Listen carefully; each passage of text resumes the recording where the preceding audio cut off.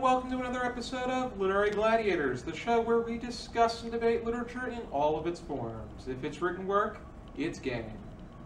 Let's meet the panel. I am Nicole. I'm Kelsey. Lily. And I'm Josh. So what are we going over today, Laney? Today we will be doing a lyrical analysis of Imagine by John Lennon. Ooh, just fitting because he is celebrating what would be his 75th birthday. So what are we talking about? What do you believe is the message John Lennon is conveying through the song? Simply, love each other. Can I start? Yeah, go right ahead. Okay. If everything that superficially divides people fell away, what would be left? Utopia.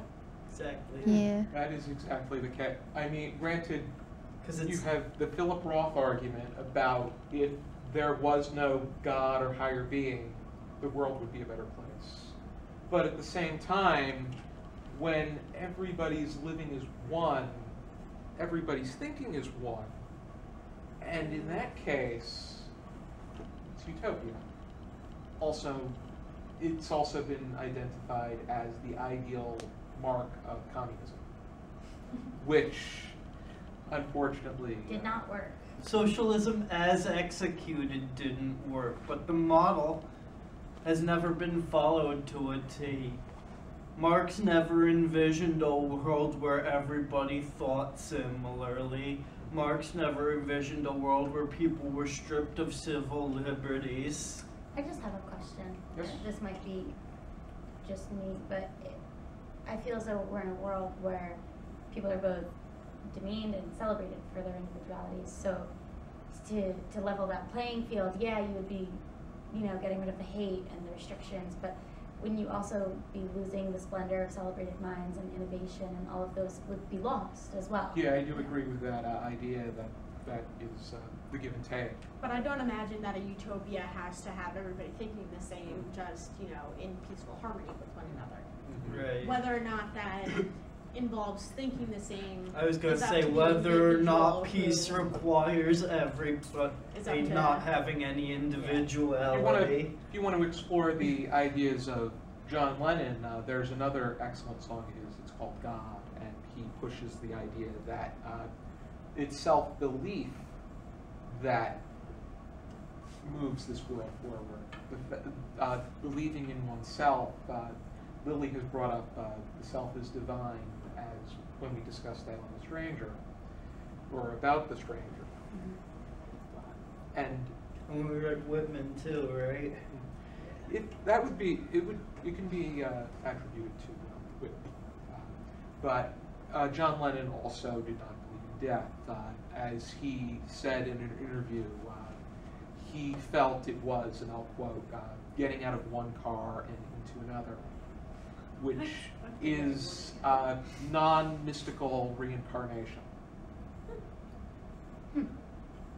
Which is, it's a naturalist way of It's a very saying. interesting perspective, honestly, because I think everyone has, no matter what religion or everyone has a moment of wondering what comes after, and people make of it what they will based on their beliefs, but to That's think what of most it religion, kind of in such a simple most way. religions are built on what happens after.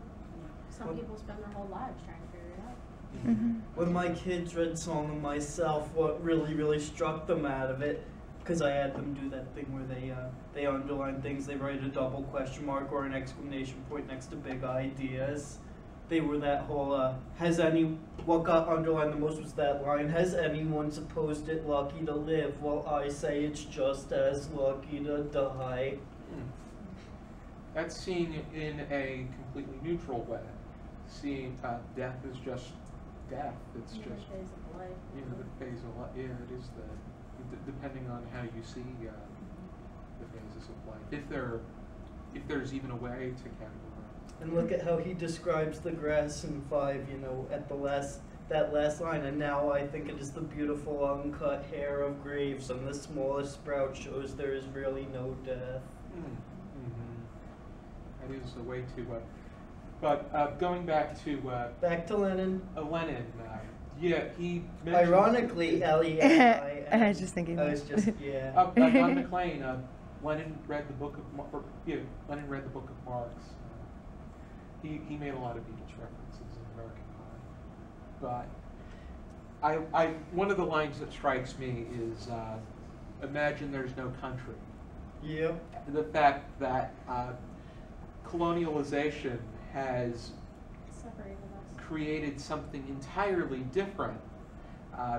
This maybe the indigenous way is, maybe we should be exploring that. Do you know the But- theory of Pangea? Maybe the world belongs to all. Yeah, It does. It The always whole, has. then there weren't countries, it was all one landmass when the earth was first Hold formed. on, that's not pronounced Pangea. Is it? I thought it was. I thought it was Oh, too. I That's don't how know. I was. I knew what you were I was talking like, about, Pangea. but I knew like what you were talking about. All right, all right. I'm open Ooh, to mind this. blown. Yeah. Yeah, it's like when I. That was like a huge revelation in my life just now when I heard you say it like that. I Mind thought like I was blown. wrong for years. Okay, go ahead. That, yeah, And you were yeah. saying? Alright. There are sects of mysticism that say the reason why land masses split was because the divine principle predicted that humanity would splinter off. But if you take away the countries and you take away the borders, do you take away our traditions and our culture as well? And Yeah. then does that inherently take away some of our individuality or our ability to connect to one another? Or The like- hard part is once you inherit it, once you have it in your hands, it's very hard to let go. Mhm. You said a word that just sparked an idea before you said indigenous. I think that while it would, it would lessen the culture, it would lessen probably the amount of things that are unique to each race and each culture. Even when there were indigenous species, there were different ones. They still, Right. even if they weren't identifying with country or a colony, they still had their ways and their customs as far back as man. Maybe becoming one is inherently unnatural because we are all naturally, we have different hues to our skin and everything, and that's, a natural part of life. So, We can learn to accept, but I don't think it's possible to ever fully assimilate everyone into one giant mishmash of a race. And I mean, suffering like in like a similar tone to like what Marcel Proust thinks is a precondition for insight into a lot of different things, and it's a way to appreciate different things. And if everything's the same, it's not important almost. Interesting.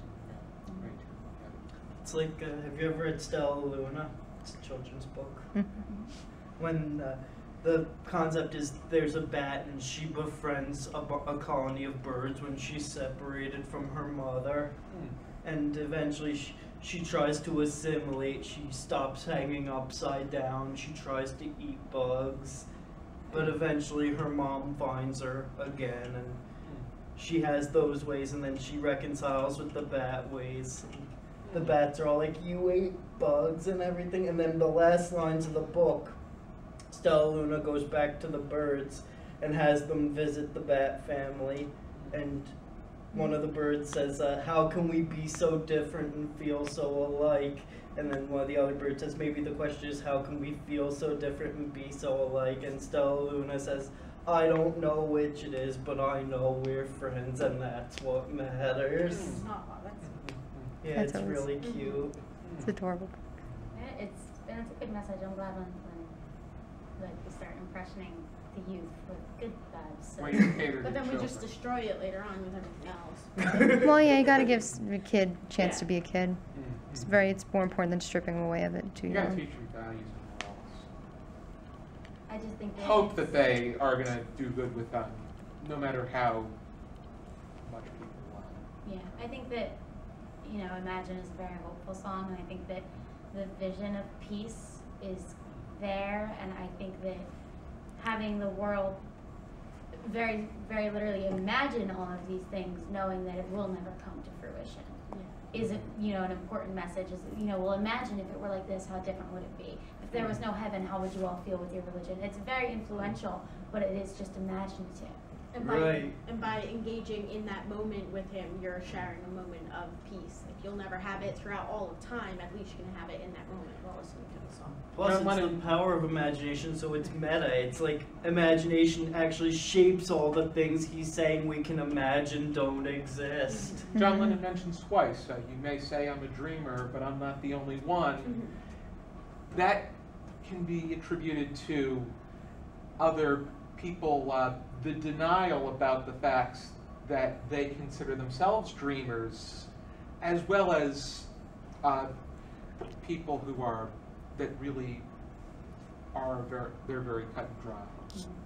Alright, on the idea of loss of difference, has anyone read Verity? It's the same author as Stella Luna, but it's about a snake.